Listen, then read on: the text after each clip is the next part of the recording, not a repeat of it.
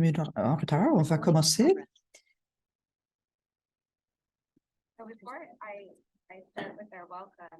Je vais vous souhaiter le bienvenu. Je veux vous dire qu'il y a une icône en bas. Il y a une icône de globe. Et puis, vous allez pouvoir entendre l'anglais ou le français. Si vous voulez écouter la présentation en français, c'est notre interprète qui vous allez entendre la traduction. Et sur le canal anglais et le contraire pour le français.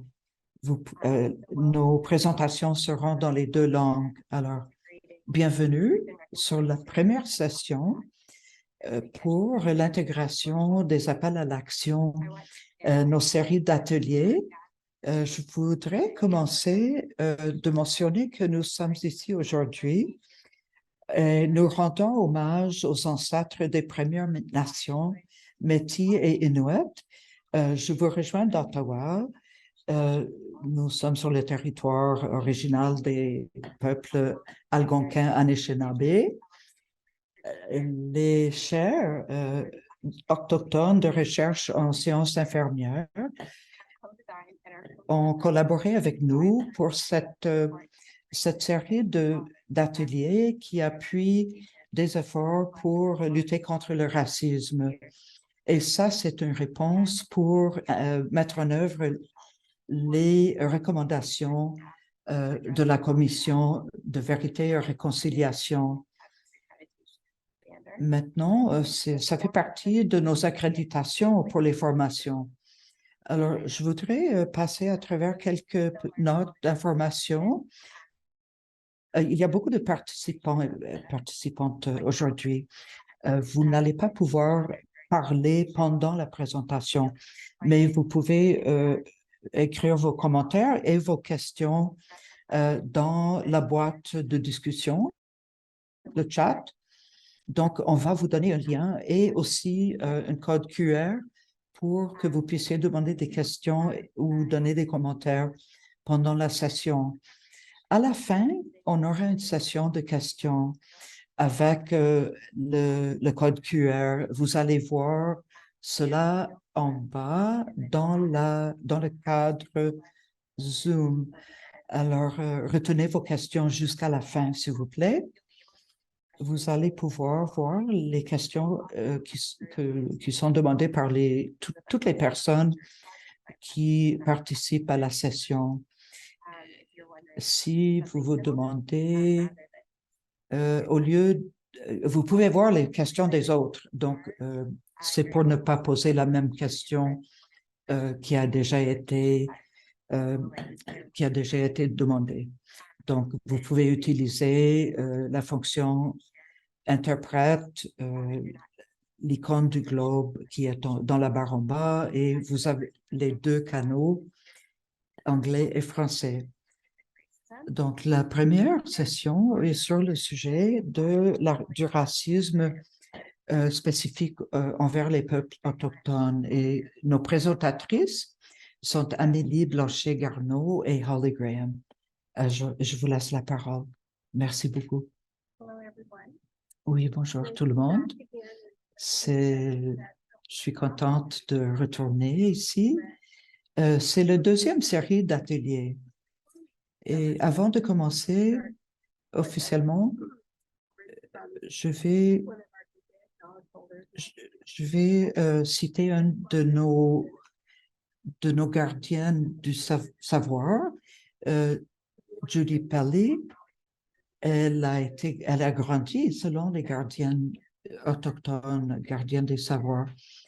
Elle a transmis tout ce savoir à sa famille. Elle est Anishinaabe et elle enseigne ce savoir à plusieurs personnes autour d'elle. Elle a 3 fils, elle a 5 petits-fils, petits-enfants. Et comme une survivante du système de pensionnat, elle amène son expérience dans cette épreuve et elle elle a été reconnue comme une gardienne du savoir et elle a eu un baccalauréat en 2001. Elle est reconnue dans les cérémonies et c'était une des premières étudiantes qui a gradué dans ce nouveau domaine. Et depuis, ça c'était en 1973. Et depuis ce moment-là, elle a développé une expertise certaine et je suis très contente et reconnaissante envers Julie. C'est un privilège de l'écouter. Et elle a travaillé aussi à Saskatchewan. On a travaillé ensemble. Merci, Julie, de vous être jointe à nous. Merci. Merci beaucoup, Holly. Je suis Julie Pelly, Cody, la Première Nation, Cody, je suis Anishinaabe et je suis très fière d'être autochtone à ce moment. J'ai grandi, je suis née et j'ai grandi dans la Première Nation Cody. Et avant de commencer l'école, j'ai passé mon temps avec mes grands-parents dans la forêt et en même temps, je dois reconnaître que dans les injustices du passé ont déjà affecté ma nation, surtout les traumatismes intergénérationnels. Et ma mère m'a vraiment expliqué le dommage qu'ils ont subi dans le système de pensionnat. Il y a eu beaucoup d'alcoolisme dans ma famille. Et quand j'ai commencé dans le système de pensionnat à l'âge de 6 ans, on a été obligé d'y aller. Il y a eu beaucoup de méfaits sur nous. Moi, j'ai été abusée sexuellement à cette école. Donc, ça m'a affecté toute la vie et j'ai vraiment eu beaucoup de difficultés à me développer comme personne. Et à l'âge de 12 ans, j'ai commencé à boire de l'alcool. Et maintenant, ça fait 23 ans que je n'ai plus bu ou je ne fume plus non plus. Pendant ce trajet, j'ai gradué de l'école quand j'ai eu un diplôme universitaire à 23 ans, mais à travers tout ça, j'ai bu aussi. Je buvais pendant les fins de semaine, pendant des décennies, mais j'ai pu quand même avoir mon diplôme à l'Université de Saskatchewan dans un programme d'éducation indigène autochtone. J'ai gradué en 76 et je suis retournée après pour le diplôme supérieur. Et quand j'ai commencé le trajectoire en éducation, j'étais plutôt dans la gestion et je n'ai pas enseigné directement. Mais après, quand j'ai eu mon diplôme, j'ai quand même pu travailler dans ce domaine, sauf que je n'ai pas été enseignante officielle. Et finalement, je suis devenue doyenne de département de santé. Et en 2015, j'ai pris ma retraite et j'ai décidé que pour transmettre mon expérience, et en 2015, quand j'ai pris ma retraite et je me demandais qu'est-ce que je devrais faire, mes enfants me disaient que tu es trop jeune, qu'est-ce que tu vas faire maintenant? Et j'ai prié au Créateur pendant 2 ans et tout de suite après, j'ai eu une offre d'emploi dans le département de santé de Saskatchewan. Et ça a été une trajectoire assez spéciale, mais depuis 2015, c'est le moment où beaucoup d'organisations ont commencé à travailler sur les appels d'action de la Commission de vérité et réconciliation. Et je sais qu'il y a des personnes qui font du travail excellent, des personnes qui peuvent raconter leur histoire personnelle très sombre. Cette expérience qui a commencé dans les années 1700 et avec la loi sur les Indiens, les choses qui se sont arrivées depuis, surtout dans le système des pensionnats, la destruction de notre culture. Le but était de tuer l'Indien dans l'enfant et pour qu'on ne pratique plus notre culture et qu'on perde nos langues et notre culture. Je faisais partie de cette époque comme une survivante du système de pensionnat. Aujourd'hui, je peux terminer peut-être de façon plus optimiste. On travaille avec beaucoup d'organisations et je travaille contractuellement comme individu. Je travaille surtout avec les gens qui n'ont pas de voix. C'est les personnes qui ont des problèmes de santé mentale, des personnes itinérantes, des personnes qui n'ont même pas à manger, des femmes qui sont abusées de toutes sortes de façons.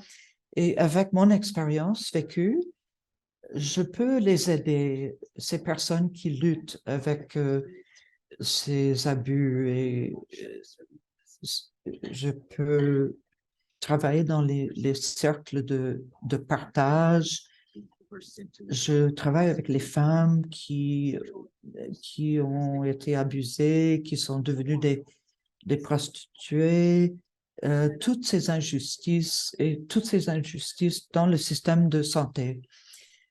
J'ai été dans une réunion hier et j'ai pu transmettre tout ce que ces femmes subissent. On sait que la violence conjugale contre les femmes est vraiment très élevée au Saskatchewan. On travaille avec la police, on travaille sur la santé mentale. Et maintenant, la police comprend que les problèmes de santé mentale, ce sont des traumatismes intergénérationnels. La police commence à comprendre et à pouvoir agir avec la population autochtone d'une façon plus compréhensive. Je ne veux pas dire que moi, je ne veux pas être une victime. Et pour terminer de façon plus optimiste, je peux dire que j'ai vraiment pardonné tout le monde qui m'a abusé, y compris le prêtre qui m'a abusé. J'espère que même lui peut aller au ciel. Et le pardon doit améliorer la condition des personnes, la condition. Et quand j'ai travaillé avec ces personnes au Saskatchewan, je sais que la douleur est d'habitude choisie par l'utilisation de drogue ou d'alcool. Et il faut qu'on soit présente pour essayer d'empêcher ce trajectoire. Mais on voit beaucoup de ça dans nos hôpitaux et on entend parler de ces injustices, et les histoires de traumatisme intergénérationnel. Les appels à l'action de travail avec la Commission de vérité et réconciliation, on essaie de travailler de façon positive. Et quand on parle de toutes ces injustices dans le système de santé qui continuent, j'entends des histoires sur cela presque tous les jours. Et les commentaires racistes des infirmières, il faut quand même que les gens soient conscientisés, soient au courant que ça se passe encore tous les jours dans les hôpitaux. Quelqu'un m'a dit les personnes blanches qui sont rentrées après moi dans l'urgence à l'hôpital, ils ont tous passé avant moi. Et ce sont des choses qui arrivent encore. Mais il y a des bonnes choses qui se passent. Ma sœur était dans une unité de soins palliatifs Elle est morte malheureusement, mais on nous a traités avec beaucoup de respect et beaucoup de gentillesse. Donc, je ne veux pas dire que toutes les infirmières ont des attitudes racistes. Il faut qu'il y ait de la formation encore. Il y avait une des infirmières à l'hôpital qui dirigeait la section de l'hôpital et on a parlé des pensionnats. Et l'infirmière m'a dit, je n'étais pas au courant et j'aurais aimé apprendre sur cela. Ça aurait changé les attitudes. On aurait pu traiter les personnes autochtones d'une façon beaucoup plus sympathiser avec ces gens-là. Ce n'est pas quelque chose qu'on a appris dans nos formations et dans les cours à l'université. Et puis, même ces gens, les enfants des victimes du système de pensionnat n'ont pas écouté les histoires de leurs parents. Et ils n'ont même pas appris jusqu'à ce qu'ils soient à l'université. Alors maintenant, avec les appels à l'action, maintenant, on parle beaucoup plus de cela et on doit apprendre à nous aimer et de nous aider entre nous. Et dans mes prières ce matin, j'ai inclus tout le monde avec qui je travaille et pour qu'on puisse travailler ensemble comme êtres humains. Et, et en plus, travailler avec les nouveaux arrivants dans le pays. On parle des 7 enseignements sacrés. Le plus important, c'est l'amour entre nous, l'amour envers l'autre, le respect envers l'autre, de partager notre sagesse, de le transmettre aux autres et de les encourager et d'avoir ces conversations difficiles. On doit parler de ces sujets difficiles et de promouvoir l'antiracisme. Et on ne peut plus ignorer ce qui se passe. Il faut le confronter, il faut s'aider entre nous quand on va confronter ce phénomène, surtout entre les personnes autochtones qui sont les habitants originaux de notre pays. Et il faut comprendre qu'il faut y avoir une compréhension. Il faut faire l'effort comme personne qui travaille dans le système de santé. Il faut promouvoir la sagesse qu'on n'a pas eu l'opportunité d'apprendre quand on était jeune. Surtout à l'université. C'est vraiment dommage, c'est triste qu'ils apprennent ces choses seulement tard dans la vie. Il faut que les institutions enseignent et transmettent ces histoires. Il y a, je ne sais pas les chiffres exacts, mon fils m'a montré ce matin des incidents à travers le Canada. Ce n'est pas une histoire qu'on a invitée pour avoir plus de fonds. C'est réel.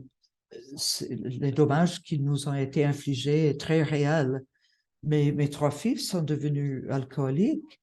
Moi, comme je vous ai dit, ça fait 22, 23 ans que je ne bois plus et je veux montrer aux autres qu'on peut vivre des meilleures vies et devenir des personnes meilleures.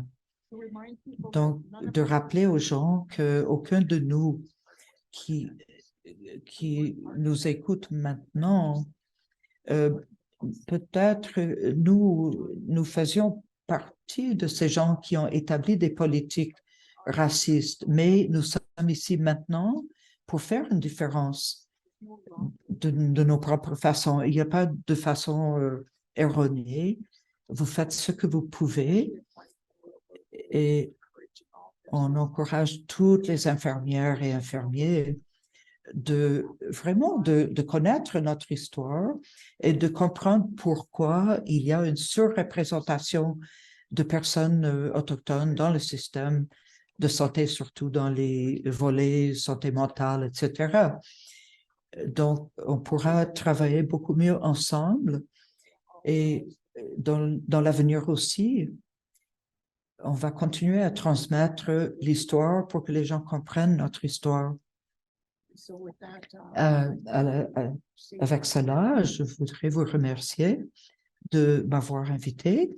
Et bien sûr, si quelqu'un veut me demander des questions, je pourrais continuer longuement sur le sujet. Mais je peux dire ce que vous faites maintenant, ces ateliers qui promuent ce travail est vraiment très, très bien. Merci beaucoup. Miigwech.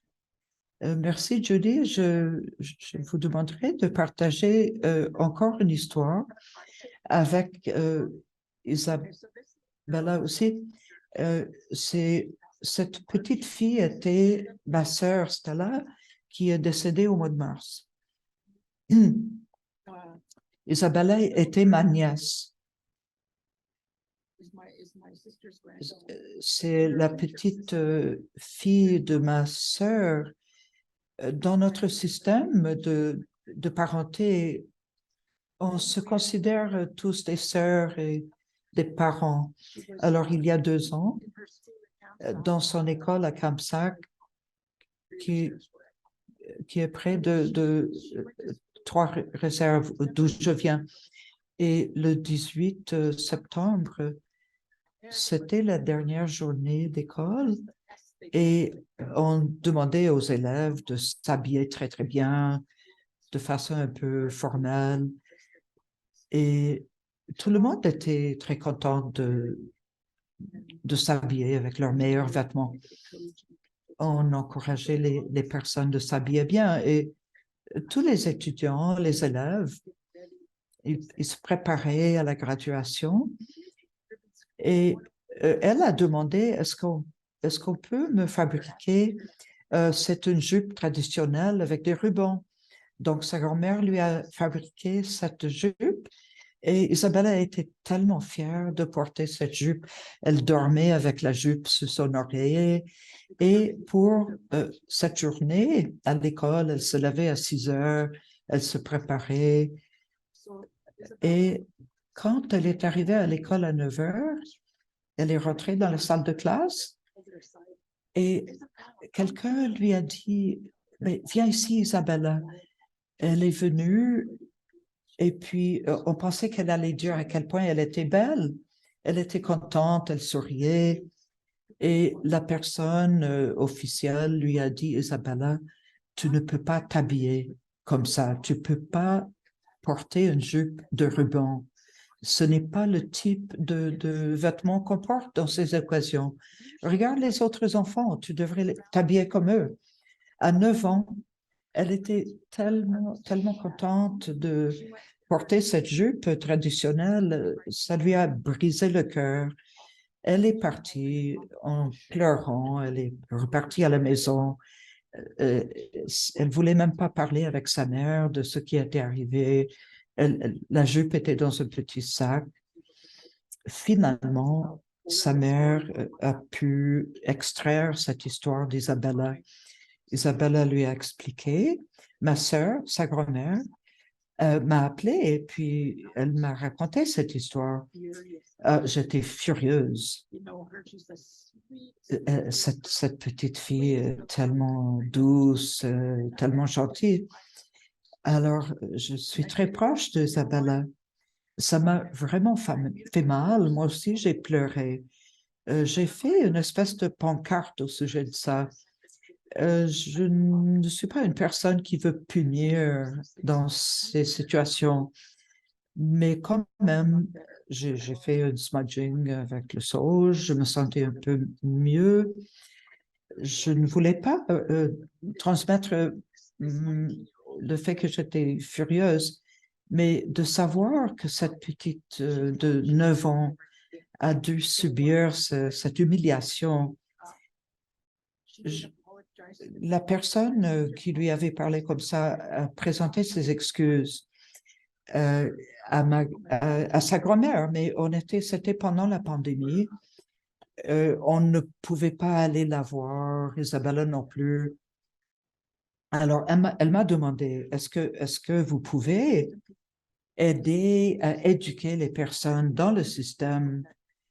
Et donc, j'ai mis mes commentaires sur le Facebook. Comme c'était la dernière journée d'école, ce n'était pas possible de parler avec la directrice parce que les gens étaient en vacances. Mais quand j'ai fait la pancarte, j'ai expliqué à quel point ça m'a dérangé. Je suis allée me coucher ce soir-là. Le matin, mon fils m'a demandé, est-ce que tu as vu que ta pancarte a attiré à peu près 40 000 likes à travers le pays? Il y avait même des gens de l'Angleterre et du Japon, à travers le monde, aux États-Unis. Il y avait des commentaires partout sur ce qui est arrivé. Ils ne croyaient pas que ça, de la façon que c'est arrivé à la petite fille de ma sœur. Donc, pour raccourcir un peu, j'ai rencontré après la directrice, les administrateurs de l'école. Ils ont reconnu qu'il y avait le racisme dans l'école. Et les enseignants, c'était seulement à peu près 10 kilomètres de la réserve où on habitait. Et il y avait plusieurs enseignantes qui étaient autochtones.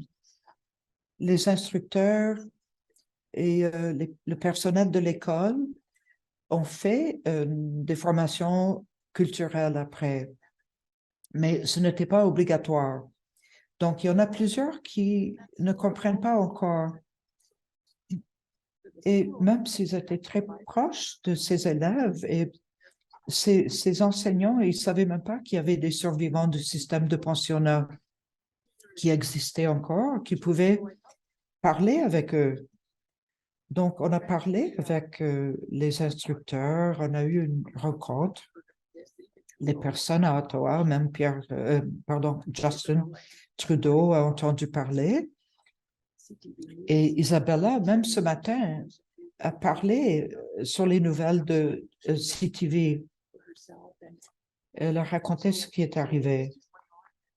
Donc, ça a continué, c'est devenu quelque chose de connu. Un des sénateurs a présenté un rapport.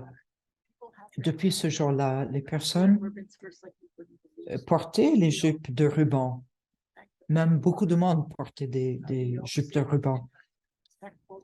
On leur a demandé de le faire de façon respectueuse. On nous demande est-ce qu'il faut être autochtone pour faire ça? Et on leur dit non. Et il y a même des ateliers de fabrication de jupes de ruban. On leur demande de les porter de façon respectueuse et de ne pas porter ces jupes-là dans des bars, etc., mais de les porter dans les fonctions comme des powwows, etc. Maintenant, Isabella, je l'ai vue à l'aéroport. Elle allait parler, faire une présentation à Ottawa. Maintenant, elle a 11 ans. Je pense qu'elle a 12 ans maintenant. Elle parle de façon plus affirmative maintenant. Et je leur ai dit, ses parents ont étudié à l'université, mais ils sont encore très introvertis. Ils ne parlent pas sur les...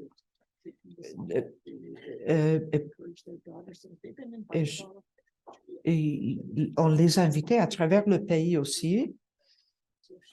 Et maintenant, non seulement Isabella, mais ses parents aussi sont en train de communiquer ces histoires. Et à Winnipeg, j'ai rencontré Isabella de nouveau.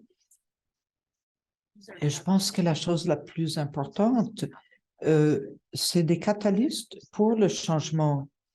Et je pense que quand les gens créatifs se rencontrent, il y a des choses positives qui vont surgir, qui vont émerger. Et maintenant, les gens sont plus conscients qu'il faut être vraiment plus conscient au sujet de la culture autochtone. et d'être plus conscient sur les expériences des Autochtones. Donc, s'il y a des questions, je suis vraiment contente de répondre. Merci, merci, Julie. Je crois qu'on va garder les questions à la fin. Merci de partager ça. La sagesse et la connaissance autochtone va de pair avec les histoires. Quand on entend les histoires, je pense que c'est la façon qui a le plus d'impact pour effectuer le changement dans les attitudes des gens. Et ça, vraiment, ça avance ce qu'on essaie de faire. Merci beaucoup d'avoir partagé votre connaissance et votre histoire. Et je sais qu'il y a des personnes qui peuvent avoir des bonnes intentions, mais ils ne savent pas vraiment comment s'y prendre. Et je pense que c'est une meilleure façon de faire comprendre aux gens pourquoi on doit apprendre sur ces histoires, pour qu'on puisse parler de façon adéquate sur le racisme.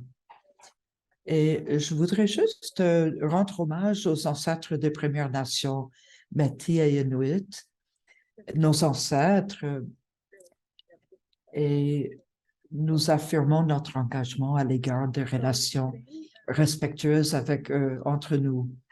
Aujourd'hui, on regarde qu'est-ce qu'on va faire. Ces ateliers sont financés par le Service aux Autochtones Canada et l'objectif est de fournir vraiment une base pour que les gens puissent comprendre une approche antiraciste spécifique envers les peuples autochtones et assurer la sécurité culturelle. Une partie de ça qui est important, c'est de comprendre l'histoire que nous avons héritée. Ça fait partie de notre tissu. Et encore, comme Julie a mentionné, et depuis la Commission de vérité et réconciliation et les appels à l'action, spécifiquement l'appel à l'action 24, et ça fait partie de la raison que nous sommes aujourd'hui pour regarder cela et de partager la façon qu'on veut commencer ce processus. Donc, on voit les personnes qui ont eu des chaires de recherche autochtones en sciences infirmières. Vous voyez, en Colombie-Britannique, il y a Mona Lisa Burke-Berskin, Holly Graham, Wanda Phillips-Beck, Amélie Blanchet-Garneau, Margot Latimer et Jason Hickey.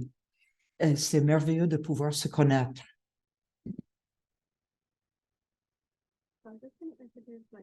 Je vais me présenter avant de procéder. Alors, je viens de la Première Nation Thunderchild au Saskatchewan.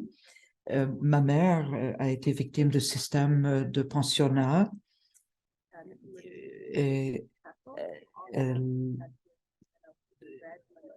ma mère est une danseuse traditionnelle depuis qu'elle est petite. Maintenant, elle a 83 ans. Elle danse encore. Moi, je suis une infirmière autorisée, une psychologue aussi, professeure adjointe à l'Université de Saskatchewan. Ça, c'est une photo de mon grand-père. Le cœur est resté sur la photo. C'est mon grand-père au milieu. Et en fait, ça, c'est mon grand-père à droite, le petit jeune. Et c'est l'arrière-grand-père qui est au milieu. Et les personnes dans cette famille m'ont inspiré d'étudier.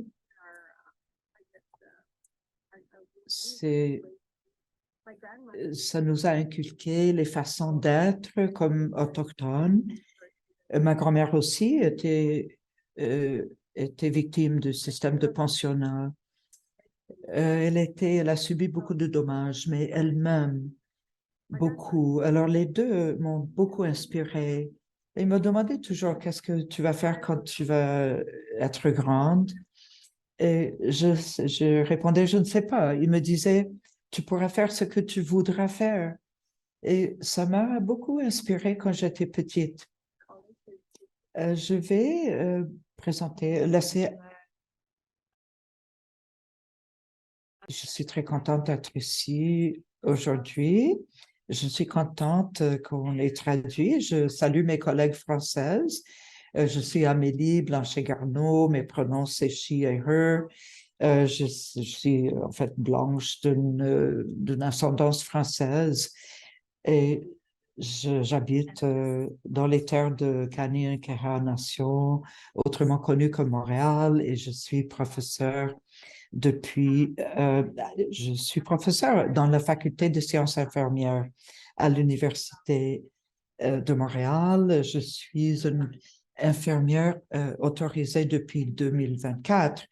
Et dans mon travail dans la chaire de recherche autochtone, c'est effectivement de traiter de l'équité en santé et le racisme envers les peuples autochtones. Je suis la maman de deux garçons que vous voyez dans la photo. Et certains jours, mon travail dans la chaire est presque plus facile que d'élever ces deux garçons très énergétiques. Moi, j'ai des enfants, mais ils sont déjà grands, dans la trentaine. Je me sens très bénie, j'ai pas de petits-enfants encore. Quand je regarde l'objectif de ces ateliers, ces 5 ateliers, le premier, c'est vraiment de reconnaître l'histoire coloniale et ses impacts continus et de comprendre comment comment cela a commencé et de regarder, de pouvoir répondre à l'appel numéro 24 de la Commission de vérité et réconciliation. Et c'est de pouvoir réparer les dommages et d'aller vers l'avant pour les autochtones et les non-autochtones aussi. Et surtout, c'était de reconnaître l'histoire. La deuxième, de reconnaître, de créer une ambiance, un environnement pour accueillir les peuples autochtones. Les autres objectifs importants, c'est de comprendre les impacts du racisme et comment ça affecte nos relations avec les personnes de façon dans un milieu professionnel et comment on peut améliorer, éliminer ces effets. On veut pouvoir reconnaître que nous sommes responsables de garantir des soins sécuritaires et compétents pour les Autochtones. Et on espère beaucoup que tout le monde puisse, après ces formations et ces ateliers, de renforcer leurs efforts antiracistes. Alors, on mentionne les appels à l'action de la Commission de vérité et réconciliation. Et on parle spécifiquement sur la santé, et ce sont des appels à l'action numéro 18 à 24, mais on s'adresse aussi à tous les appels et on essaie de réitérer les articles de la Déclaration des Nations unies sur les droits des peuples autochtones de 2006 et aussi les articles de la Déclaration universelle pour les droits de l'homme de 1948. Donc, vous avez entendu que vous allez avoir des accréditations. C'est des exigences dans les écoles des sciences infirmières. C'est très important. Et ce qu'on apprend et ce qu'on n'apprend pas laissera une influence énorme sur la façon qu'on va adresser des enjeux autochtones et comment on traite ces enjeux dans les sciences infirmières et dans notre travail. Il y avait un encadrement qui a été développé et qui dit que vous êtes responsable d'appliquer cet appel à l'action dans numéro 24, dans la formation, dans vos organisations et de développer des stratégies qui vont développer des outils pour vous permettre d'agir pour promouvoir l'antiracisme dans votre travail. Le racisme existe dans à peu près tous les secteurs, et dans les politiques et dans la pratique. Au Canada, le racisme spécifique envers les Autochtones survient depuis l'époque de la première époque de colonisation. Et le résultat, ce sont des mauvais résultats de point de vue santé. Et notre travail dans ces formations, c'est vraiment éliminer ces attitudes et de mitiger les effets de racisme. Donc, on veut encourager les approches en santé pour que les gens se sentent accueillis et confortables. Je voudrais vous présenter une vidéo où les personnes parlent de leurs expériences sur l'importance qu'on développe des attitudes antiracistes dans le système de santé. Mais je pense que ce que Judy a dit est déjà très fort. Et je pense qu'on pourra vous donner des liens pour que vous puissiez consulter ces vidéos. Mais je pense que ce que Judy a dit, ça vous a donné déjà une très, très bonne idée comment les personnes ont vécu l'expérience de racisme dans le système de santé. Si on retourne à la base, quand on parle de l'appel à l'action numéro 24, on parle de nous engager pour lutter contre le racisme. Le racisme, les idéologies ne sont pas neutres dans un contexte, ils existent toujours dans un contexte social. Et on peut comprendre qu'il y a une compréhension que le racisme est une construction sociale et il repose toujours sur une base de hiérarchie qu'on utilise pour opprimer des personnes. On sait, on ne peut pas... il y a des personnes qui ne comprennent pas encore que le racisme est une construction sociale. Donc, c'est une offense contre des personnes. C'est une attitude très puissante qui peut avoir des conséquences de vie ou de mort sur les gens. Quand on parle de la sensibilité culturelle, n'est pas suffisante. Il faut parler directement du racisme et du concept de la race. Et Baptiste mentionne que le concept de la race a été créé par des scientifiques en sciences sociales dans les universités. C'était un produit d'une espèce d'approche rationnelle dans une époque qu'on appelle l'illumination au XVIIIe siècle. Il y a plusieurs niveaux de racisme. Je vais vous présenter 4. Quelquefois, on parle de racisme systémique ou de racisme structurel. On associe cela au racisme structurel aussi. Mais moi, je vous présente ces modèles et vous pouvez choisir entre les termes. Le racisme intériorisé se situe au niveau d'individus. Et on peut même accepter que ces notions racistes sont valables. Et les personnes dans un groupe opprimé peuvent même opprimer les autres membres de leur groupe. Et interpersonnel, c'est quand un individuel va exprimer des pensées négatives sur les personnes de notre groupe, par exemple les autochtones. Et ce type de racisme est le plus visible. Le racisme qu'on a institutionnel ou qu'on appelle racisme systémique des fois est manifesté dans les institutions, dans les organisations, dans les lieux de travail, l'éducation et la santé, qui créent des dommages sur les populations autochtones.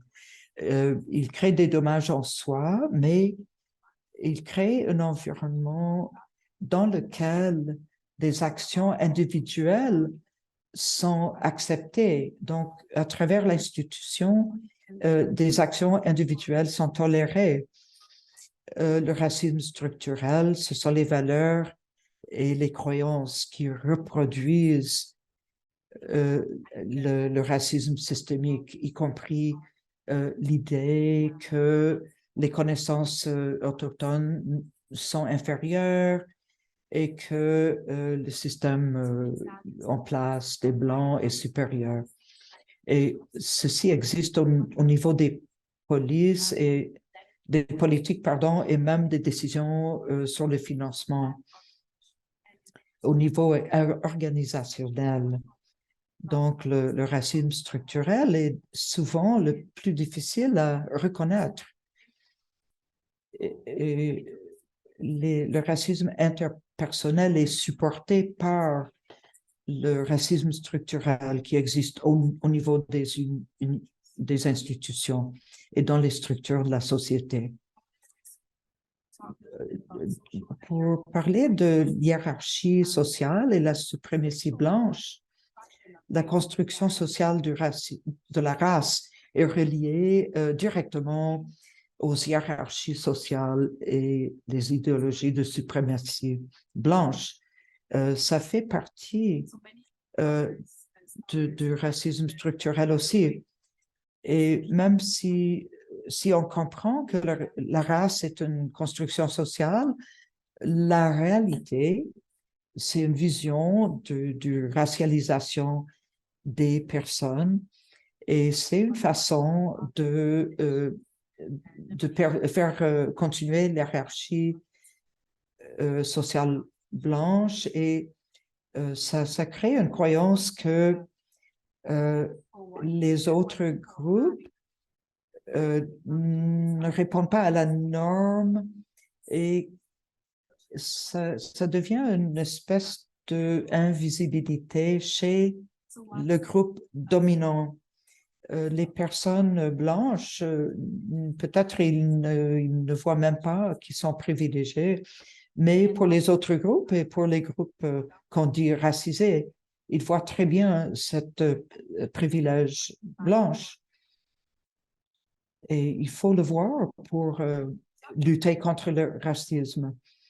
On a parlé un peu, Judy a parlé, on a parlé de la jupe des rubans et on a fait cette réflexion. On a parlé sur l'appropriation culturelle. Comment est-ce qu'on peut savoir qu'on approprie une partie de la culture? C'est l'appropriation des traditions et l'expression de la culture traditionnelle sans la permission du groupe traditionnel. Les colons, qu'on dit, doivent comprendre leur propre histoire pour comprendre ce que c'est l'appropriation culturelle. Quand on comprend notre histoire, ça crée un espace dans lequel on peut trouver des choses communes, des idées communes. Et si on examine notre propre culture de façon approfondie et de comprendre qui on est, d'où on vient, on pourra résister à la tentation de pratiquer l'appropriation culturelle. Par exemple, je mentionne Medicine. Je parle de l'appropriation culturelle dans mes formation et des personnes qui me demandent comment est-ce qu'on peut appuyer mes amis autochtones sans pratiquer l'appropriation culturelle qui pourrait les insulter. Donc, il faut faire attention quand on utilise les traditions ou la médecine ou les pratiques traditionnelles autochtones. On parle pardon, des relations respectueuses et quand on essaie de pratiquer des relations respectueuses envers vos amis ou vos collègues autochtones, vous allez avoir une idée comment partager, avoir une relation de confiance avec eux pour pouvoir discuter ouvertement sur ces questions. Merci de partager ça, Amélie. Il y a une autre histoire sur l'appropriation culturelle. Je ne vais pas mentionner le nom de l'institution, mais dans leur bibliothèque, on a des sélections, par exemple, de chansons autochtones, mais chantées par des noms autochtones. C'est un aspect de l'appropriation culturelle. Et il faut que les personnes autochtones dans le territoire leur fassent comprendre et expriment leurs sentiments. Et au lieu de juste prendre une tradition et le transférer sans comprendre vraiment qu'est-ce que ça représente. Et quand moi, j'essaie de pratiquer l'inclusion et pourquoi il faut séparer les peuples autochtones des autres, des non-autochtones, pour atteindre l'équité en santé. Il y a des groupes qui sont, on peut dire, propriétaires de leur histoire et c'est une histoire qui leur appartient. Donc, c'est pourquoi on doit porter une attention particulière à l'éducation et à la formation pour assurer ce qu'on enseigne, pourquoi les peuples autochtones, leurs sentiments de la culture qui leur appartient. Et quand les personnes arrivent au Canada, après quelques générations, ils profitent un petit peu du même niveau, enfin, ils ont une équité en santé, comme les mêmes que les personnes qui ont été avant eux, c'est-à-dire les Blancs. Ils ont les mêmes privilèges après 2 ou 3 générations, tandis que les peuples autochtones n'ont pas encore cette équité. Alors, avant de parler des expériences néfastes durant l'enfance, on appelle ça le ENE, et ce n'est pas surprenant de comprendre que le traumatisme dans l'enfance ont eu des effets à travers toute la vie, des méfaits. Et qu'est-ce qu'ils ont trouvé? Le plus et le plus grand incidence d'expériences néfastes dans l'enfance, le plus de problèmes ces personnes ont dans la suite de leur vie, des troubles sociaux. Ce qui est très important à noter, c'est que c'est l'étude qu'on a fait ici, c'est l'étude la plus longue qu'on a fait déjà, avec 70 000 individus en Californie. Et on a pu voir les méfaits, les dommages. Et ces personnes avaient des diplômes universitaires, ils avaient des bons emplois, mais ils ont pu décrire le trajet à travers leur vie. Et on a pu comprendre dans les effets sur leur santé à travers leur vie, on pouvait découvrir que ça relevait des traumatismes dans leur enfance. Et si on regarde ces conditions qu'ils ont vécues et les incidences de problèmes de santé qui sont très, très élevés, une beaucoup plus grande incidence de maladies cardiaques, de cancer du poumon, le diabète et des maladies auto-immunes, la dépression, la violence et le suicide. C'est des liens directs avec les effets néfastes des traumatismes lors de l'enfance. Si on connaît, si on comprend les effets, ça veut dire on va comprendre pourquoi. Et alors, le numéro magique est 4. C'est une espèce d'échelle qu'on établit des traumatismes de l'enfance. Alors, mettons 4 sur 10. Et plus que 4, c'est presque sûr et certain qu'ils vont avoir ces dommages plus tard dans la vie. Quand on regarde l'impact et quand on pense à ce qu'on connaît sur les disparités et l'inéquité aux soins de santé qui sont vécus par les peuples autochtones, ça doit être conceptualisé dans le contexte des manifestations passées et présentes. C'est aussi important qu'on regarde, quand on approche les appels à l'action, on doit comprendre la doctrine de la découverte qui existe depuis le début de la colonisation. L'idée que la souveraineté a été établie parce que on ne voyait pas les autochtones comme des chrétiens et des êtres humains.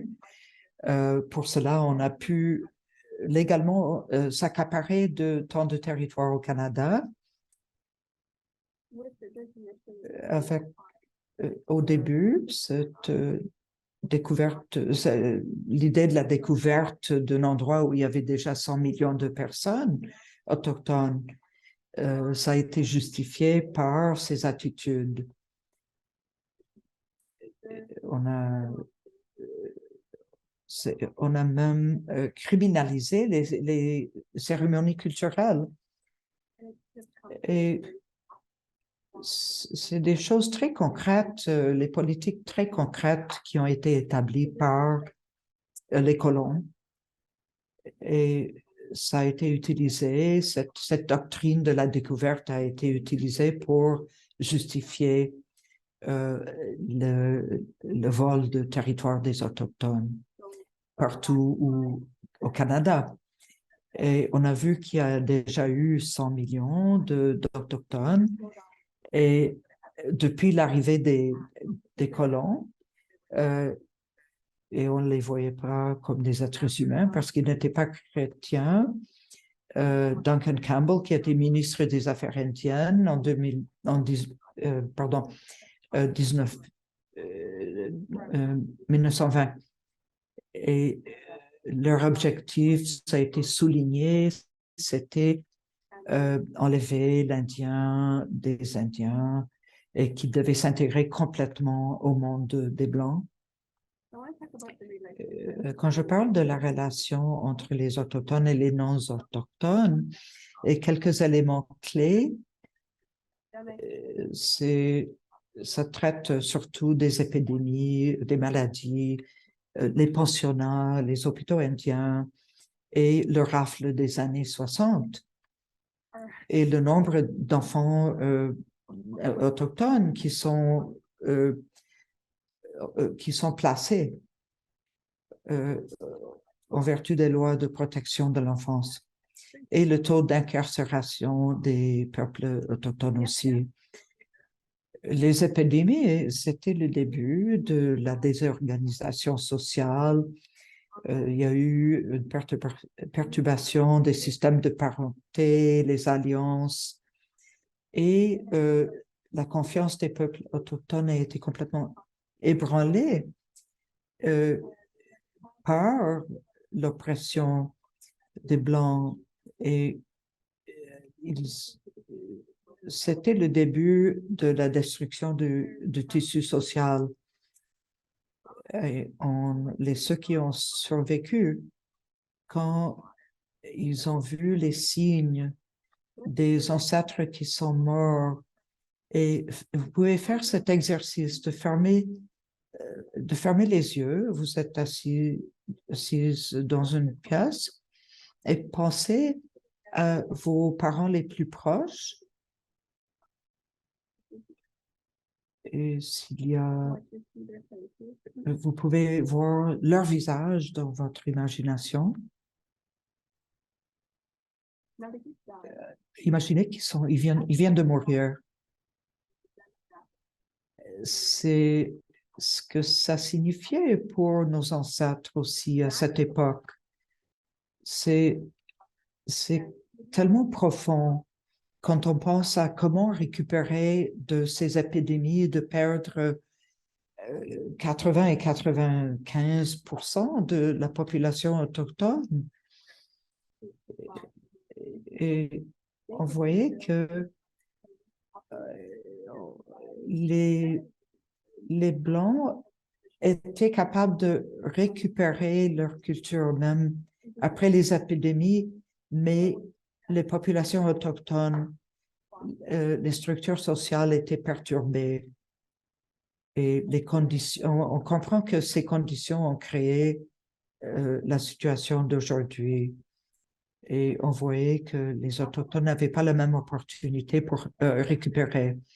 Les pensionnats, c'était la dénigration culturelle et l'humiliation des enfants autochtones et évidemment s'abrimer leur estime de soi et conduisait même à des sentiments de haine envers soi-même.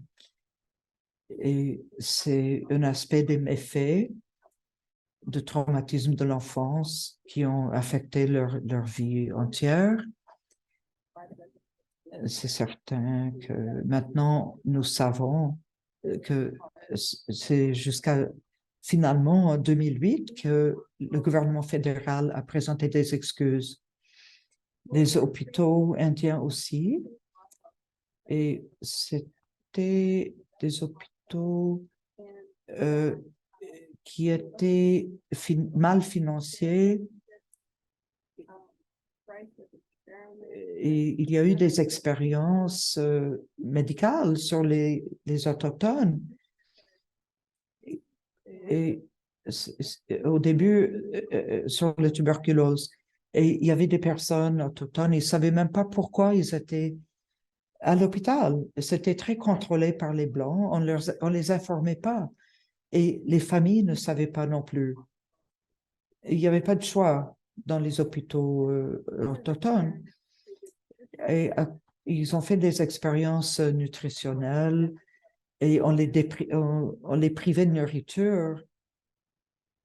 Et finalement, ces informations ont été publiées par Santé Canada seulement dans l'année 2000. Et Dr. Dorothy Sam Williams a suggéré que ceux qui devaient passer la faim dans les pensionnats et ils ont contribué à l'établissement de relations complètement néfastes et aussi des problèmes de santé comme le diabète et les ACV.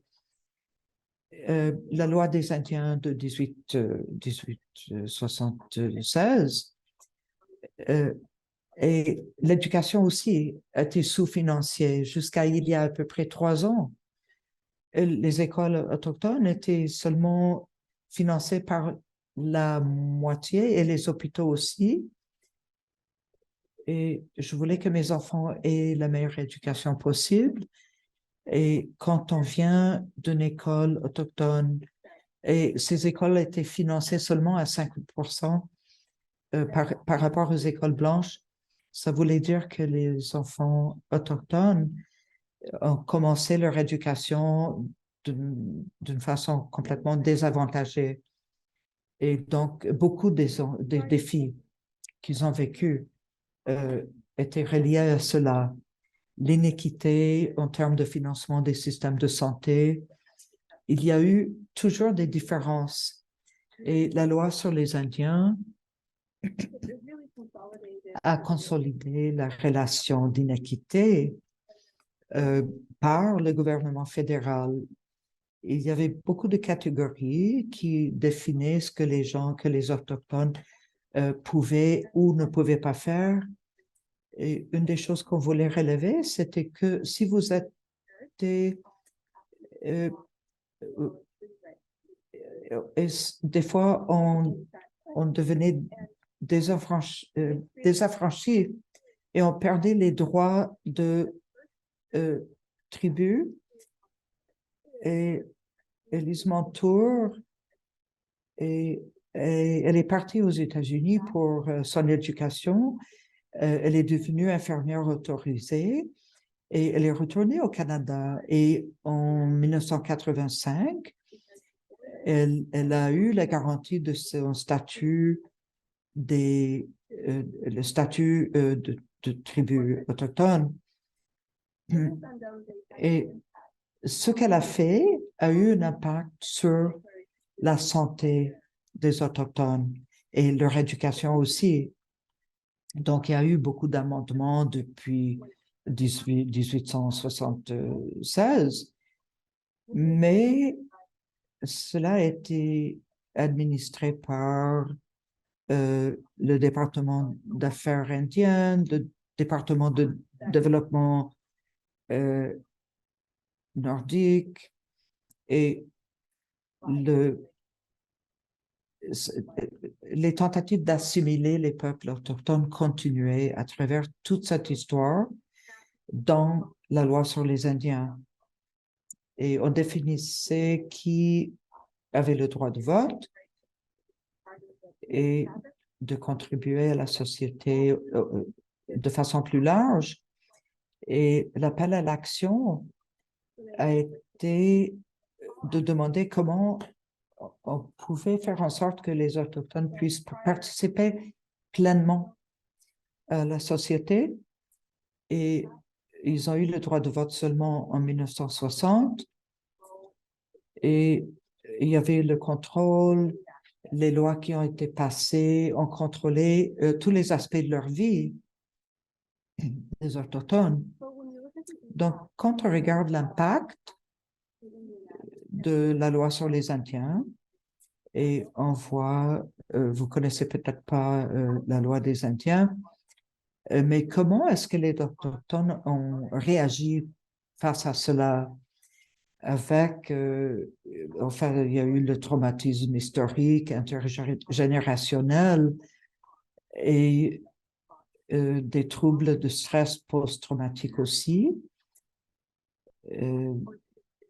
des problèmes de santé physique et mentale qui accruent et des déterminants sociaux de la santé.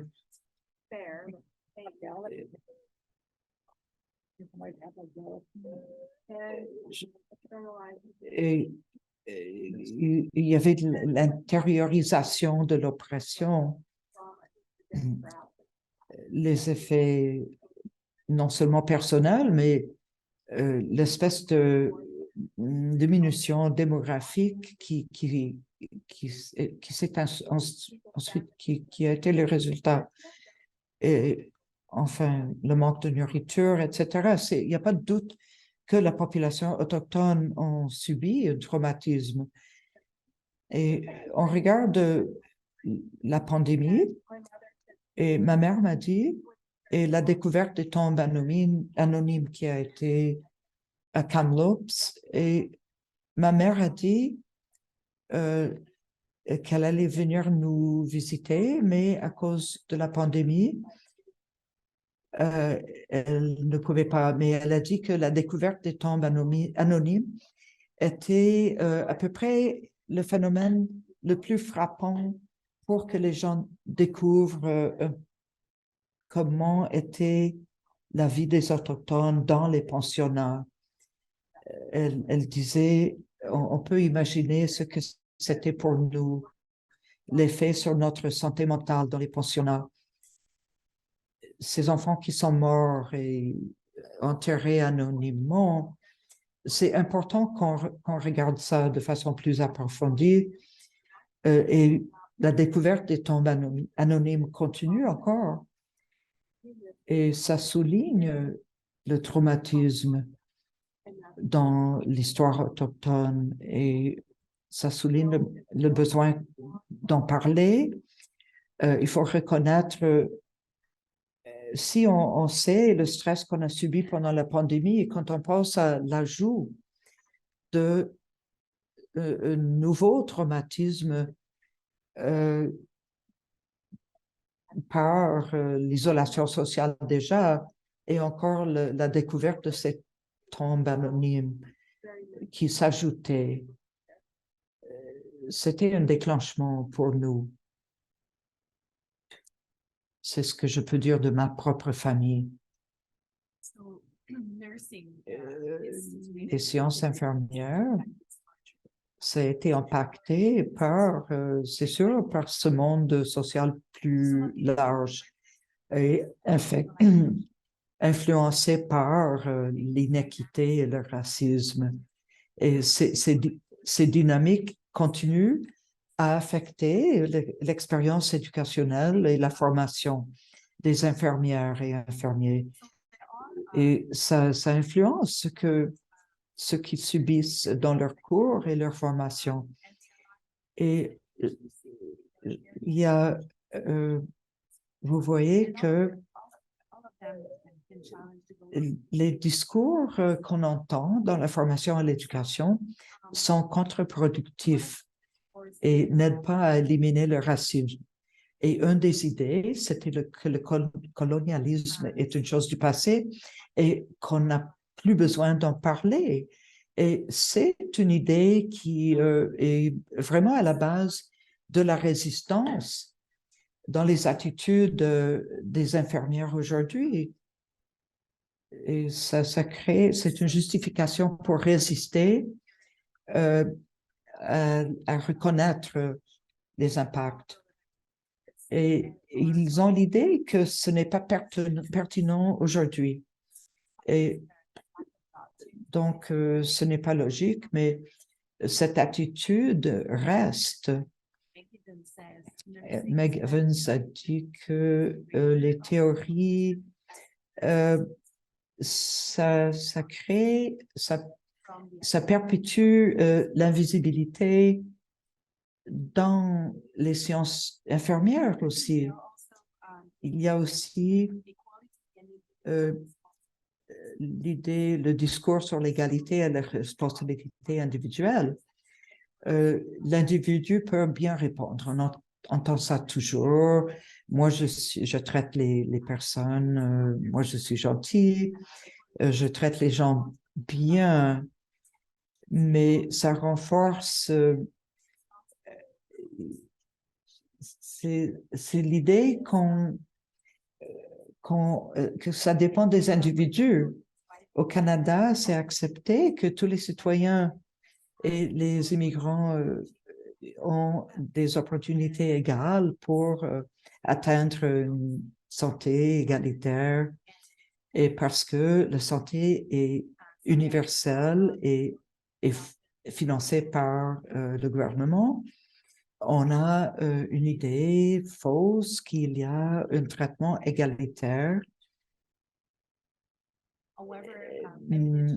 L'évidence démontre que l'attente de vie chez les Autochtones et les personnes pauvres canadiennes est toujours au-dessous de la moyenne. Et on voit la responsabilité individuelle peut perpétuer l'inéquité parce que ça cache ça va cacher le phénomène d'inégalité de pouvoir. Donc, l'égalité et la responsabilité individuelle, ce sont à la base des croyances libérales qui cachent les réalités de la domination. Il y a aussi le discours sur l'efficacité. Du point de vue des soins de santé, ça a influencé beaucoup le discours dans les sciences infirmières et ça peut compromettre les bonnes pratiques. Donc, c'est une emphase sur de faire passer les patients aussi vite que possible. Ça mène à l'idée que ce sont les patients qui sont la source des problèmes. Et des expressions comme les personnes qui viennent du nord pour avoir des soins au sud, l'idée que ça prive les personnes locales de bons soins dans le sud et aussi c'est l'établissement de systèmes de cibles et finalement, on a le discours sur la diversité, le multiculturalisme et la racialisation. Et la prochaine fois, je pense que je vais parler en français, ça va être plus facile pour moi. Mais on regarde la diversité et ça revient à l'individualité. Le multiculturalisme va simplifier, créer des stéréotypes sur les groupes. Et donc, c'est une forme de stéréotypage où on définit les groupes autochtones de façon très simplifiée. On va donner des explications trop simplifiées sur leurs problèmes de santé. Et on suggère la racialisation des patients va résulter en des niveaux de soins différents entre eux.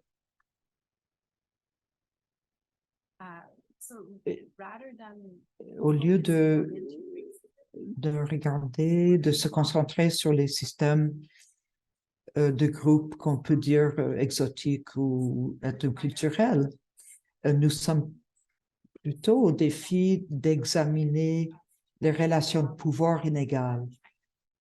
Et donc, quand on veut travailler sur l'amélioration de ce système, il faut que les infirmières et infirmiers comprennent qu'il y a des façons différentes et il y a des significations différentes. Et on peut regarder le système de santé qu'on peut dire colonisateur. On a un bon exemple. Le système participe activement et passivement au racisme dans les soins et il nie l'efficacité des pratiques de guérison autochtones. On les invite aux fins de consultation, mais on n'intègre pas leurs pratiques dans les soins. Et aussi, l'incapacité de faire de la sécurité culturelle. Et on ne reconnaît pas le racisme systémique, donc ça ne sert à rien. C'est l'incapacité d'élaborer des normes nationales qui permettent d'intégrer la sécurité culturelle dans les programmes de formation des professionnels et dans le code d'éthique professionnelle. C'est pas partout la même chose dans les provinces, mais ce sont des exemples qu'on peut trouver dans le système de santé colonisateur canadien.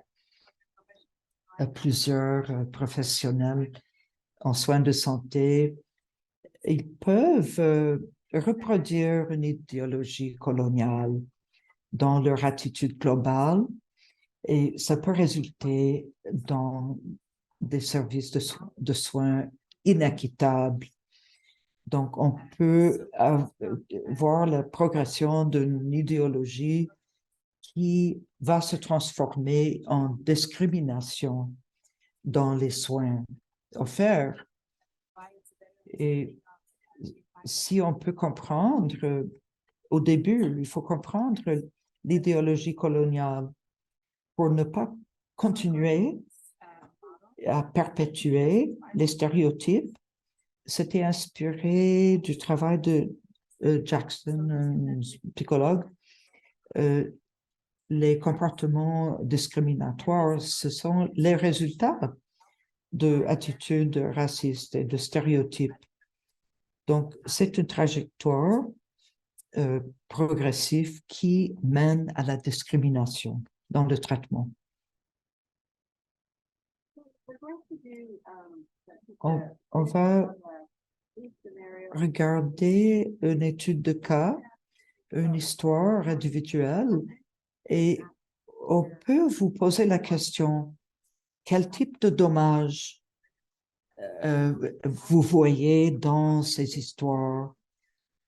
Je pense qu'il y a des numéros, des chiffres que vous pouvez choisir aussi dans le mentimètre. C'est un cas, ça a été publié dans un rapport. Je vais vous lire l'histoire. C'est depuis 2 ans. C'est une femme en Colombie-Britannique. Elle a dû avoir 2 chirurgies pour un anévrisme cérébral. Et à cause du traitement raciste de la part des infirmières, en 2018, elle s'est sentie très mal. Elle avait besoin de vomir et elle se souvient d'une infirmière lui a crié vous êtes en sevrage à cause de tout l'alcool que vous buvez, vous les gens, et vous allez devoir attendre pour que votre alcool cette fois-ci.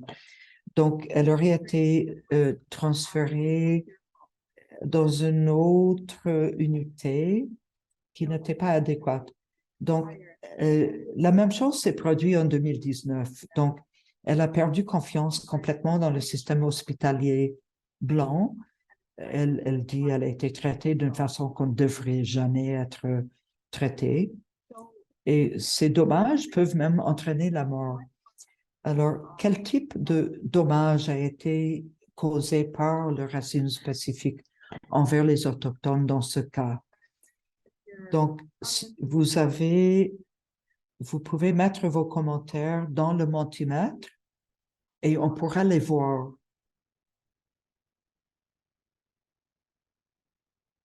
Donc, on voit les commentaires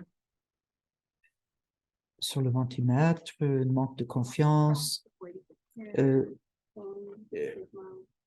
la stigmatisation, le dommage physique, la mort possible,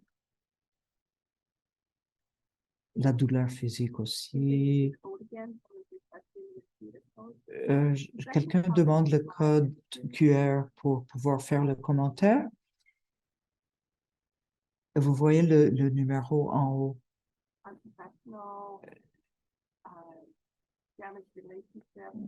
Des relations endommagées, un manque de soins spirituels, l'ignorance, une méfiance envers le système et des mauvais résultats de santé. On voit les gens, surtout c'est le manque de confiance et le résultat qui pourrait amener à la mort, les dommages physiques. Alors, selon vos réponses, ça c'est comme le iceberg, la pointe de l'iceberg qui donne une espèce d'aperçu. Vous voyez un iceberg et les choses qu'on peut voir en haut du surface, mais en haut de la surface. Mais ça peut mener à des complications médicales, bouleversement de la famille, réticence chez les patients, un refus de s'engager dans la recherche des soins. Et des effets émotionnels, des dommages psychologiques, c'est certain, et puis d'autres types de troubles de grande envergure. Ça, ce sont des dommages qui peuvent arriver. Et quand vous voyez, je ne sais pas pourquoi on a deux, il y en a, c'est à cause des deux langues. Alors, on a des dommages interpersonnels dans les relations entre les personnes. Et oui, c'est l'anglais et le français. C'est pour ça qu'on a deux icebergs. Si on regarde le stéréotypage de ridiculer les personnes, une mauvaise diagnostic, des références inappropriées, un déni de soins, des soins vraiment sous-standards ou des traitements différentiels, inéquitables, qui sont culturellement inappropriés. Et aussi les menaces de violence médicale. Et c'est une espèce d'acceptation dans le personnel de ces choses-là.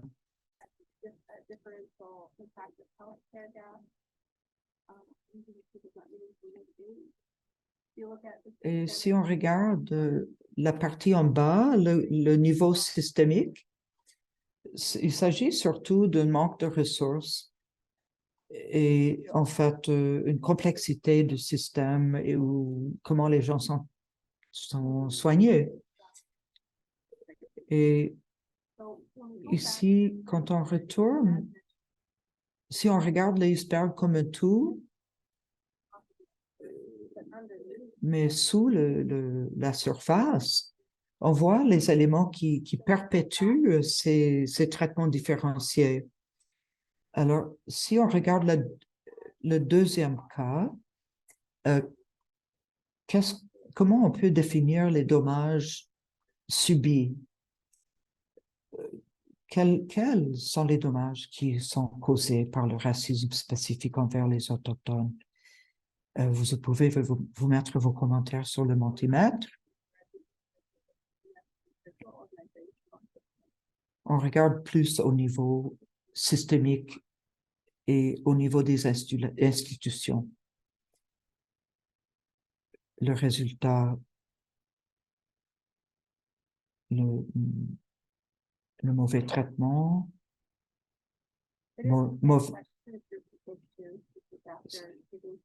c'est un peu la même question, mais au niveau institutionnel et structurel aussi, les résultats, c'est les mauvais diagnostics, la souffrance, la douleur, l'isolation,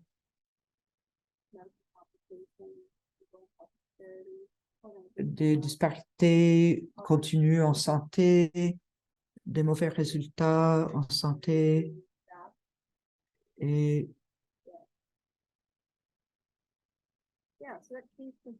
le manque de sécurité.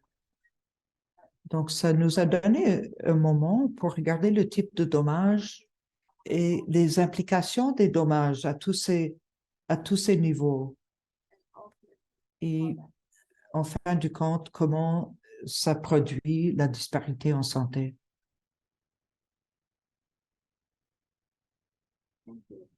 Merci.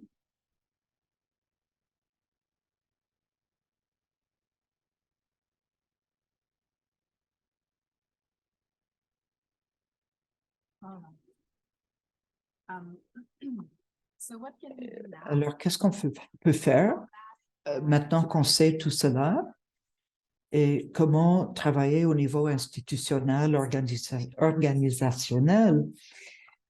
La décolonisation, il faut remettre en question les inéquités en santé qui ont été produites par le colonialisme. Et il faut vraiment poser des questions sur les attitudes de supériorité entre, on peut dire, nous et les autres. La décolonisation est un processus itératif Cela se fait par la remise en question sur les inéquités et d'adopter des approches antiracistes dans les soins et dans la formation. Et la promotion de la sécurité culturelle et de s'investir dans ce mouvement à long terme et d'encourager d'autres personnes de se joindre à nous. C'est un processus à long terme de construire des relations de respect et de créer c'est de réapprendre. Quand on parle de la sécurité culturelle et l'antiracisme, il se situe dans les efforts pour l'équité en santé. Mais quelle est l'équité en santé? Il s'agit de justice sociale et de pourvoir le meilleur soin en santé pour tout le monde et de porter l'attention particulière à des personnes qui sont plus à risque. C'est pas exactement la même chose d'égalité et c'est très différent de ce qu'on voit à la réalité. Équité, c'est de minimiser les différences et de faire en sorte que les personnes puissent mener une vie libre de discrimination et qu'ils ont l'accès à des logements décents et une nutrition adéquate aussi. Les qualités veut dire que tout le monde reçoive le même soin. Comme l'équité, ça promue la justice, mais ça fonctionne seulement si tout le monde vient du même point de départ, et ce n'est pas le cas. Donc, pour enlever les injustices, c'est le défi de prendre des meilleures décisions sur qui reçoivent les soins de santé et comment. Donc, quand on pense ce qu'on peut faire pour promouvoir l'équité en santé, on a développé ce modèle pour un système de santé qui est orienté sur l'équité. C'est un programme de recherche et mise en œuvre qui peut être adapté pour les sciences infirmières. Et il y a des dimensions. Il faut voir comment on peut développer. En fait, vous voyez à gauche, les trois éléments sont liés entre eux et ils peuvent être développés de façon qu'ils répondent à notre effort pour éliminer l'inéquité en santé. Ici, c'est la version française. C'est vraiment le but, c'est de réduire les effets de l'inéquité en soins de santé. Et on regarde comment on peut changer les structures et de changer les impacts de la discrimination, mais aussi réduire la disparité entre les approches en santé généralisées et des approches plus ciblées. Alors, je vous demanderai, qu'est-ce que vous pensez faire dans la suite de ces ateliers? Et quel est votre engagement à la suite de ces ateliers? Qu'est-ce que vous feriez? Et je vois, on va lire le livre 21 choses qu'on ne savait pas sur la loi sur les Indiens, demander plus de questions, regarder de nouveau le contenu des formations, de travailler avec les communautés. Et c'est ça qu'on voudrait voir à la fin de ces ateliers, si c'est possible de faire des connexions avec les communautés locales. C'est la meilleure façon de travailler.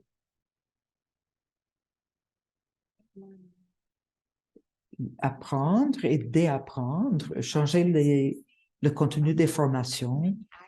Vous voyez plusieurs actions qui sont dirigées vers le changement. Les changements à long terme, non seulement mettre un sparadrap temporaire, mais vraiment faire de la révision profonde. Si vous êtes un blanc, je vous invite de réfléchir ce que c'est une alliance et comment vous pouvez être un allié. Il y a une citation, Lila Watson, qui suggère un mouvement de solidarité et sur la vulnérabilité. Pour être un allié, ce n'est pas être motivé ou d'essayer de ne pas causer des dommages, de dire tout le temps, je fais de mon mieux. Mais ce serait plutôt de s'engager dans un processus actif de décolonisation. Et comment on peut commencer cela?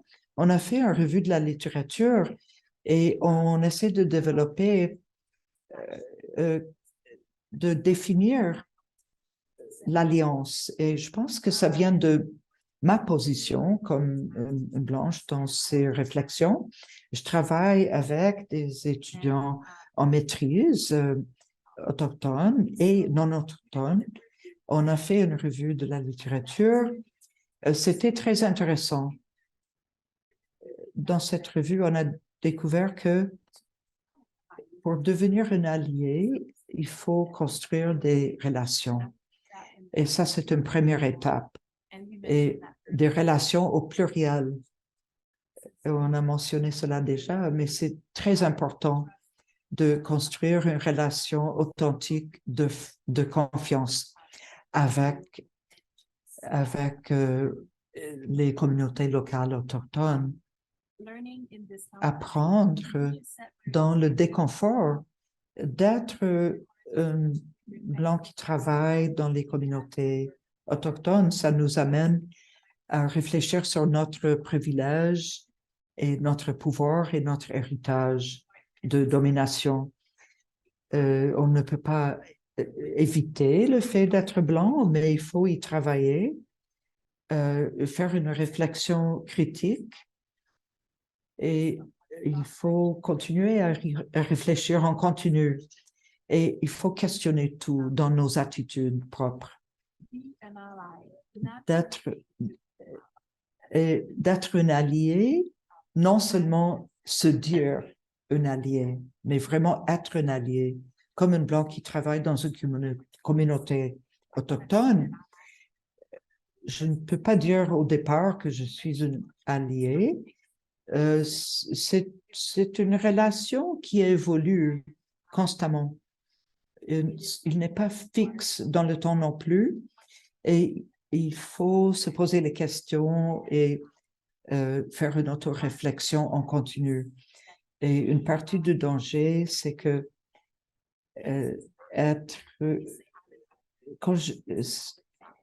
quand on dit simplement « je suis un allié », ce n'est pas simplement cela. Ça change tout le temps. On ne peut pas atteindre ce statut et rester là. C'est une réflexion qui mène toujours à des questionnements. Et d'agir, c'est être là, prendre des actions concrètes.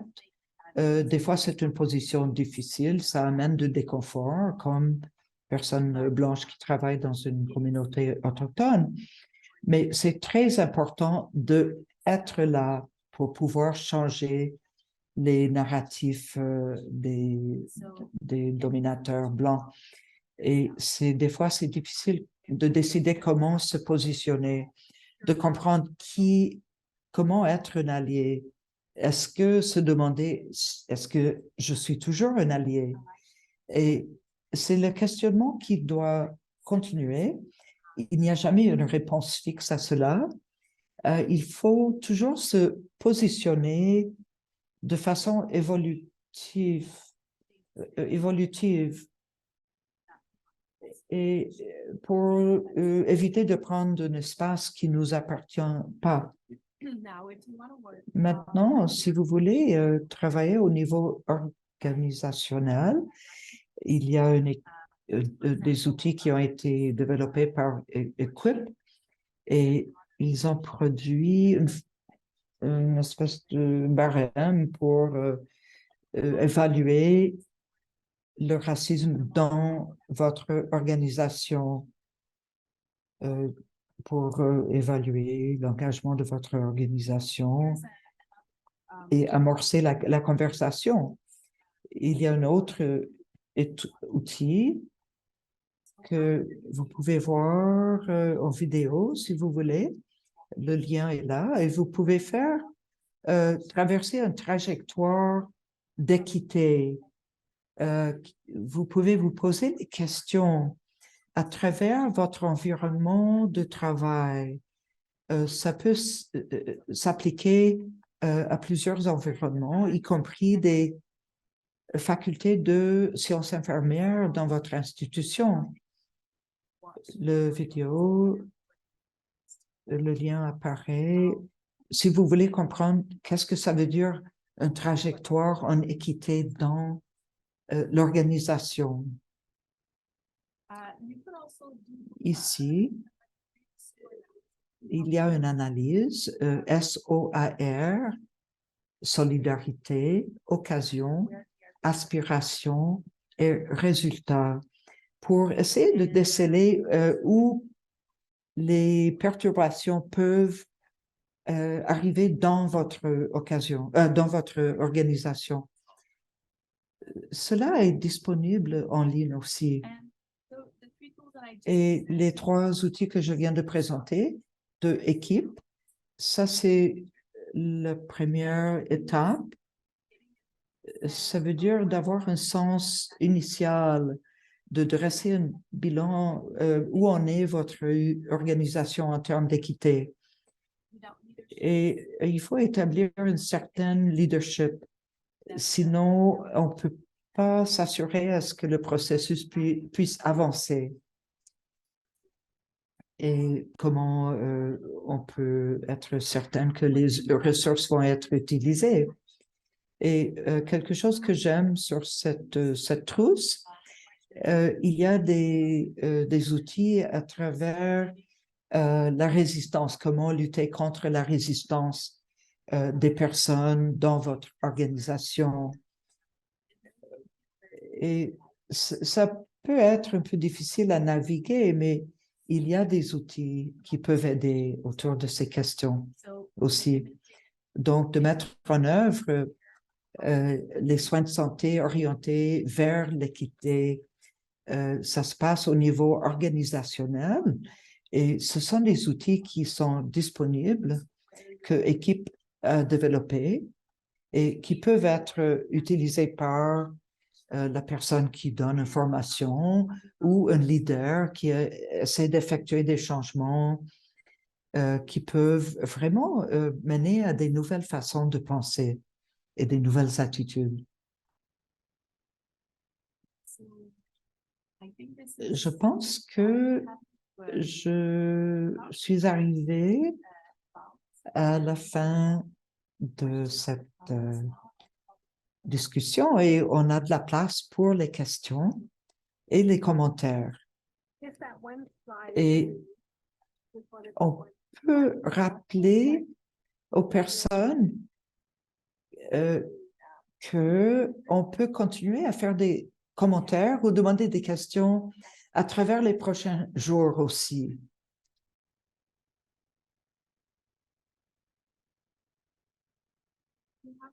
Nous avons des questions et je peux les lire si vous êtes prêts. Heather, on crée de conscientisation chez nos étudiants. Comment est-ce qu'on peut adresser le problème dans le personnel actuel? Des infirmières qui servent comme modèle pour nos étudiants. Est-ce qu'on devrait effectuer cette formation dans un cadre de recertification, une exigence pour une nouvelle certification par rapport aux licentiures.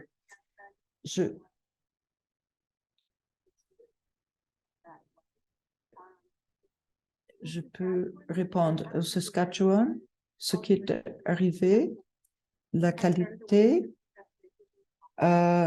les institutions ont commencé à travailler sur l'antiracisme dans les soins de santé. Et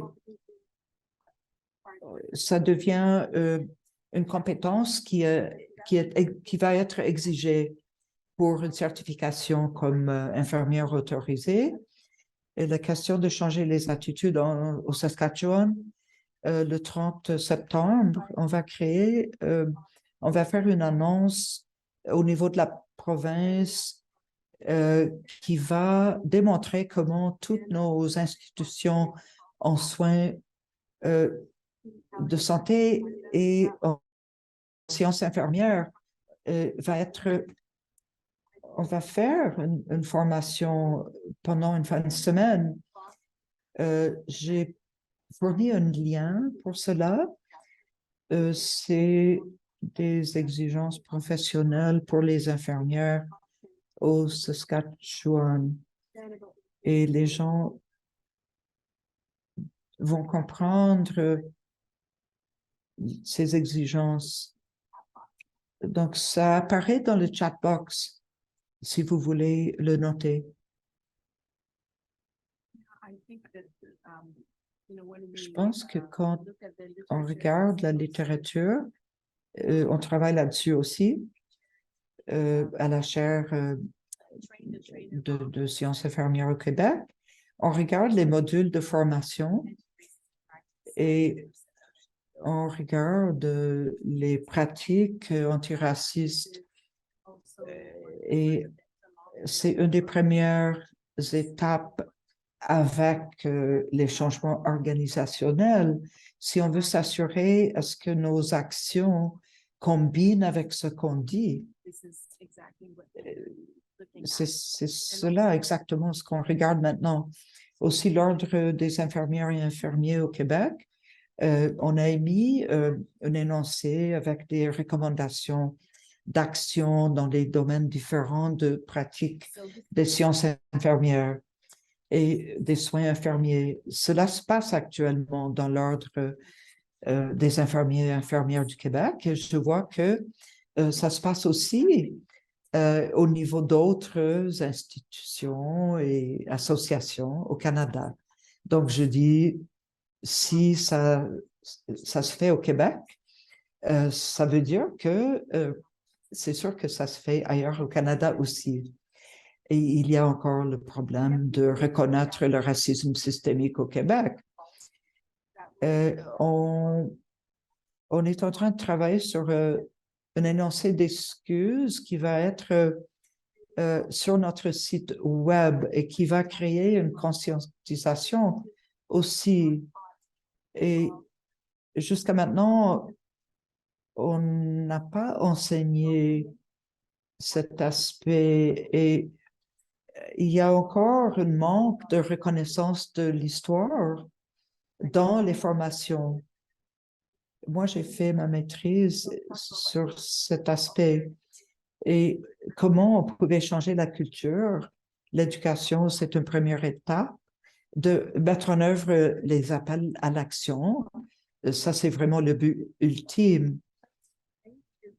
Et la formation de ce type, c'est vraiment un bon commencement pour créer la connaissance et la conscience. Je sais que il y a encore des écoles où on n'entend même pas parler du système de pensionnat. Et on cherche cette connaissance, on cherche à répandre cette connaissance. La prochaine question, Caitlin Campbell. Dernièrement, il y a eu un plan qui m'a dit il n'aime pas le terme de colonisateurs parce qu'ils sont nés au Canada, ils sont là depuis des générations. Et je me demande si on a des suggestions de aller à l'avance avec cette conversation, que ce soit plus productif. Merci, Holly, que j'ai entendu le même commentaire d'un blanc. Et c'est un bon exemple comment effacer l'histoire coloniale de notre discours. Et une façon de produire une conversation productive, c'est de demander, mais oui, comment est-ce que vous appelleriez et comment vous reconnaîtrez cette histoire qui fait partie de l'histoire canadienne? Si vous n'aimez pas le terme colonisateur, quel autre terme? Donc, ça peut ouvrir une conversation sans blâmer la personne qui dit qu'il n'aime pas le mot. Les gens, ils n'aiment pas parler de racisme et ils trouvent que c'est un terme violent. Oui, d'accord, ça tue les gens, mais je pense que l'idée, c'est de mener les personnes à parler de leurs croyances et d'où vient ce déconfort et comment ils pensent qu'ils devraient agir pour améliorer leurs attitudes. Et quelqu'un, quand je faisais mes examens pour la certification,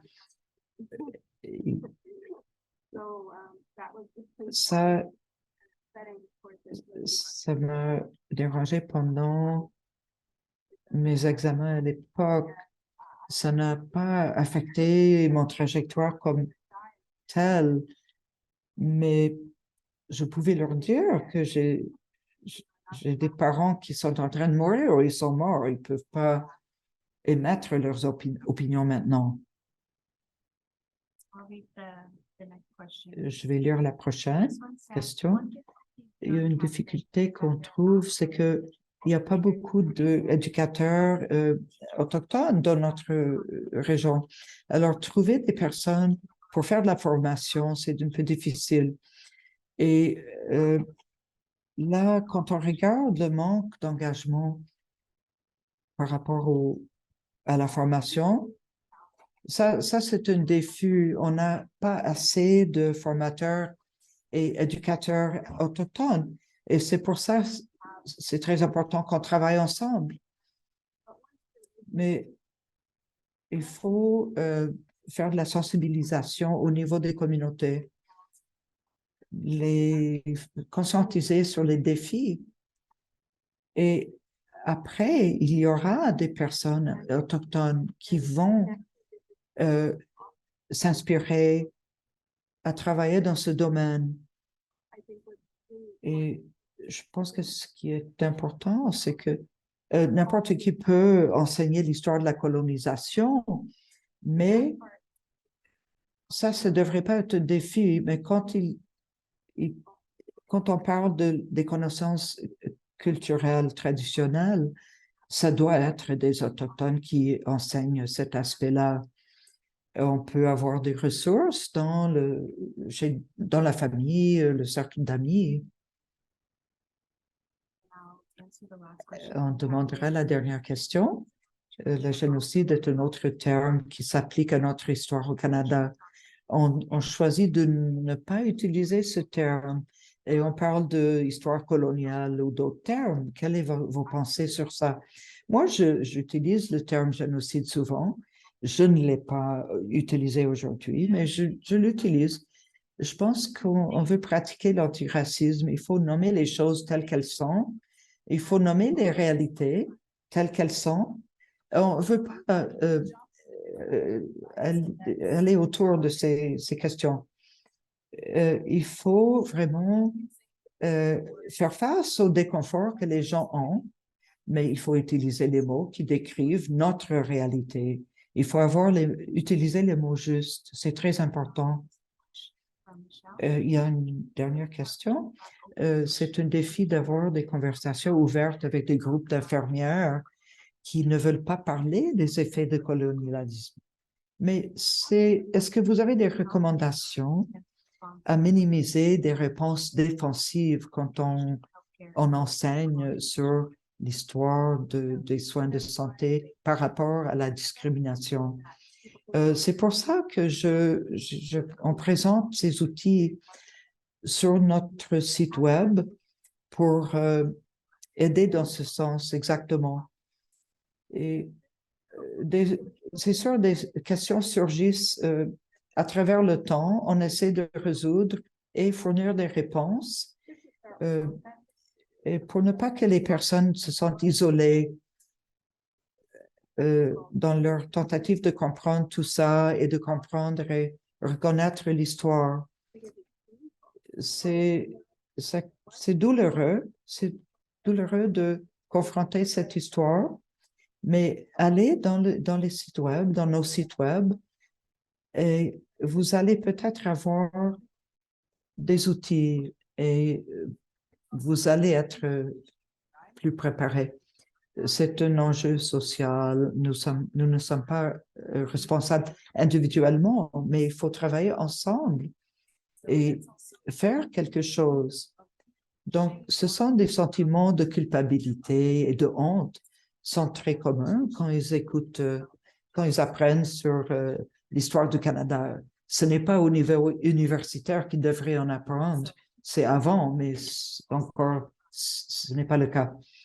Mais je pense que c'est de poser la question, qu'est-ce qu'on peut faire maintenant pour changer les choses?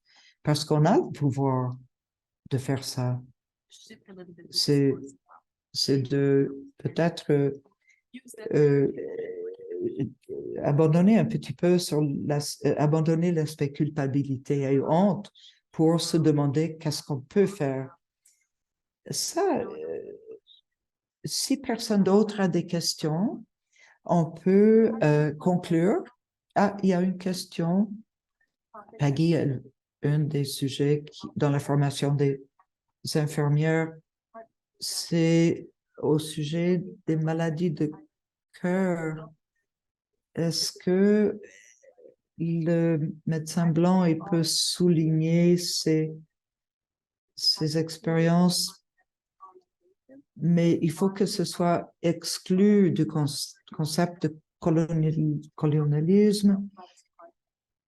Il faut définir le contexte. Ça aide les personnes à faire des choix. Merci, c'était une très bonne question. On a des remerciements des participants. S'il n'y a plus de questions, je voulais remercier Judy Pelly, la gardienne des connaissances, et Holly Graham, Amélie Blanchet, pour avoir été partager vos connaissances. On a vraiment beaucoup apprécié votre participation. Merci beaucoup. Merci. Merci. Merci de m'avoir aidé. Merci infiniment.